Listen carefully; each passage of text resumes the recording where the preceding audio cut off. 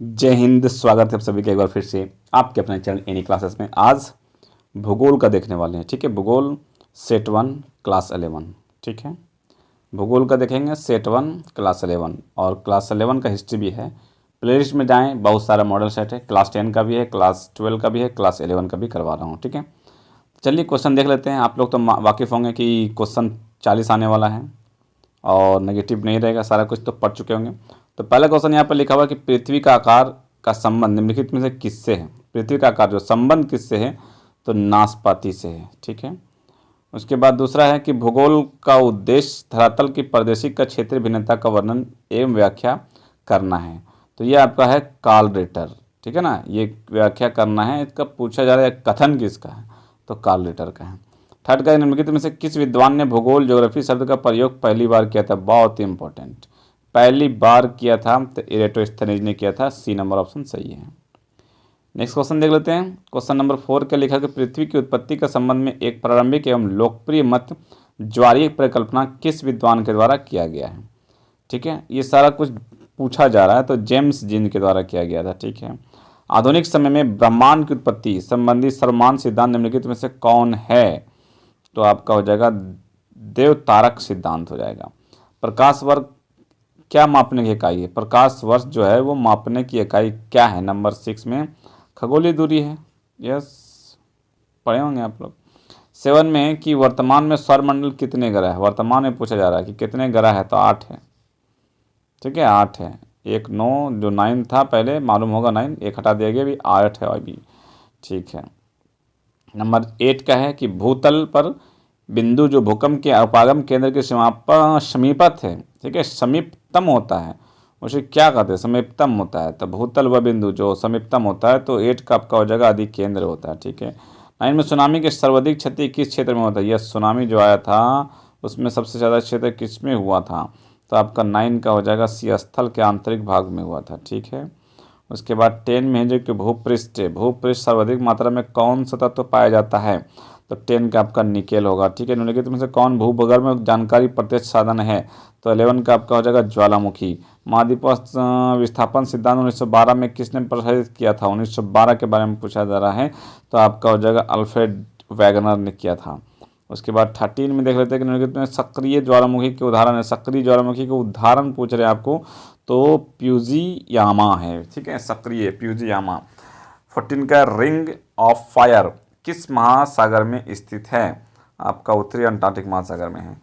15 में प्लेट विवर्तनिकी सिद्धांत के अनुसार पृथ्वी का स्थल भाग मुख्यतः कितने प्लेटों में विभक्त है, तो आपका हो जाएगा सी 7 प्लेट में विभक्त है। हिमालय पर्वत की उत्पत्ति किस सागर से हुई है, 16 का। ठीक है, 16 का सी तेथिस सागर से। चूना पत्थर किस प्रकार के चट्टान का उदाहरण है, 17 का, तो 17 का आपका बी हो जाएगा औषधि चट्टान। खनिज तेल मुख्यतः किस प्रकार के चट्टान में पाया जाता है, तो आपका हो जाएगा कायंत्रित सेल में पाया जाता है। ठीक है, 19 का देख लेते हैं क्या क्वेश्चन है कि भूस्खलन सामान्य किस क्षेत्र में देखने को मिलता है, तो आपका मरुस्थलीय क्षेत्र में देखने को मिलता है। निम्नलिखित में से कौन सी एक अनुक्रमिक प्रक्रिया है 20 में, तो 20 का आपका अपर्दन अनुक्रमिक प्रक्रिया है।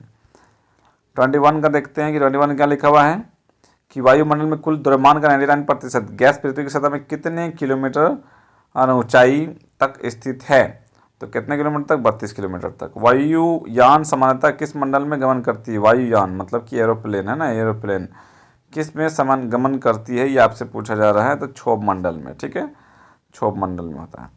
उसके बाद देखा क्षोभ मंडल के धरातल में कितनी ऊंचाई पर 1 डिग्री सेंटीग्रेड तापमान गिरावट आ जाती है, कितनी ऊंचाई पर, तो 23 का आपका हो जाएगा 100 मीटर, 135 मीटर, 165 मीटर, 185 मीटर। तो 23 का आपका, इसमें मैं आपको 2 होमवर्क देने वाला हूँ। ठीक है, एच डब्ल्यू है आपका, ये 23 का आपको खुद से क्लियर करके और खुद से बताना है आपको कितना होगा। ठीक है, उसके बाद फिर मैं आपको बताऊंगा। ठीक है, ये 23 का। एक और देखते हैं क्या होमवर्क देते हैं, या आप सर्च करके बताएंगे हमको।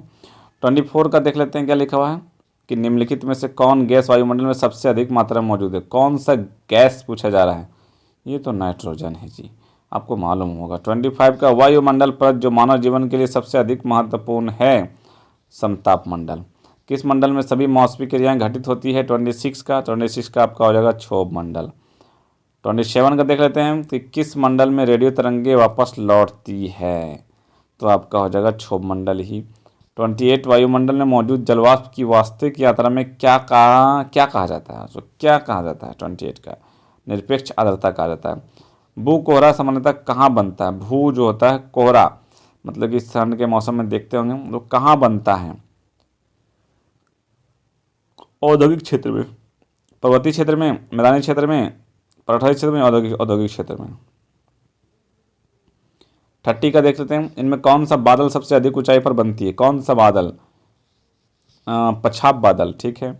31 का देखिए कि संवहनीय वर्षा मुख्यतः किस क्षेत्र में होती है? 31 का, तो 31 का सी है, विश्वसनीय क्षेत्र है। 32 का बनाते हैं, 32 देख लेते हैं। 32 में क्या लिखा हुआ है? इससे पहले बताऊँ, मॉडल सेट ये 1 है, फिर 2 आएगा। हिस्ट्री का जो 2 मॉडल सेट है वो दे दिया हूँ। 12 का अगर आप हैं तो 12 का भी दिया हूँ, 10 का भी दिया हूँ, सारा मॉडल होगा और सारा अपडेट भी देने वाला हूँ, ठीक है। आपका भी रूटीन आने वाला है, फॉर्म फिलअप हो रहा है, सारा कुछ अपडेट देता हूँ। तो आप चैनल में पहली बार विजिट कर रहे हैं तो चैनल को सब्सक्राइब जरूर से जरूर कर लें।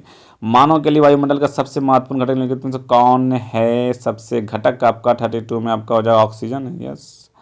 निम्नलिखित में से वह प्रक्रिया कौन सी है जिसके द्वारा जल दरों में गैस में बदल जाता है? ठीक है। 33 का आपका होगा संघनन हो जाएगा। 34 का होगा चक्रवाती वर्षा सामान्यतः किन क्षेत्रों में अधिक होती है? तो 34 का आपका आंसर हो जाएगा डी, तटीय क्षेत्र में, ठीक है। अब 35 में आपको बोला था ना 2 क्वेश्चन आपको होमवर्क दूंगा, 35 भी आपका होमवर्क है, देख रहे हैं यहाँ पर 35। अब इसको आपका आंसर बताना कौन सा होगा? ए बी सी डी नहीं, का खा गा घा होगा, कौन सा होगा? ठीक है। हम लोग बढ़ते 36 की तरफ। जब वाष्प सीधे ठोस रूप में परिवर्तित होता है तो उसे क्या कहते हैं? 36 का आपका हो जाएगा बी, वाष्पीकरण होता है, ठीक है। उसके बाद जैव विविधता की संरचना लिखित किसके लिए महत्वपूर्ण है? 37 का जी सभी जीवधारी के लिए, ठीक है। 37 का ओह कहाँ चला गया? 38 का हो जाएगा, यहाँ पर देखिए कि भारत में वन्य जीव सुरक्षा अधिनियम कब पारित हुआ? ठीक है। 38 का वेरी इंपॉर्टेंट, तो 1972 में इश्यू हुआ था, ठीक है। शिमला समझौता और उसी के साथ हुआ था, ये आपका वन्य जीव 1972 में हुआ था। जिन क्षेत्रों में प्रजाति विविधता अधिक होती है उस विविधता वाले क्षेत्र को क्या कहा जाता है? 39 क्या कहा जाता है? इसको हॉट स्पॉट कहा जाता है। रियो डी जेनेरियो पृथ्वी के सम्मेलन कब हुआ था? रियो डी जेनेरियो, यस, पृथ्वी सम्मेलन कब हुआ था? तो 1992 ईस्वी में हुआ था, 1992 में हुआ था, ठीक है। तो ये था आपका 40 क्वेश्चन किसका? ज्योग्राफी का, मॉडल सेट 1। अब नेक्स्ट मॉडल सेट 2 करेंगे और उसके बाद फिर अपना तैयारी करेंगे। तो मॉडल सेट 2 बहुत जल्द आने वाला हूँ। अगर चैनल में पहली बार विजिट कर रहे हैं तो चैनल को सब्सक्राइब कर लें। मिलते हैं फिर नेक्स्ट वीडियो में कुछ खास अपडेट के साथ, तब तक अपना ख्याल। Thank you friends, thanks for watching.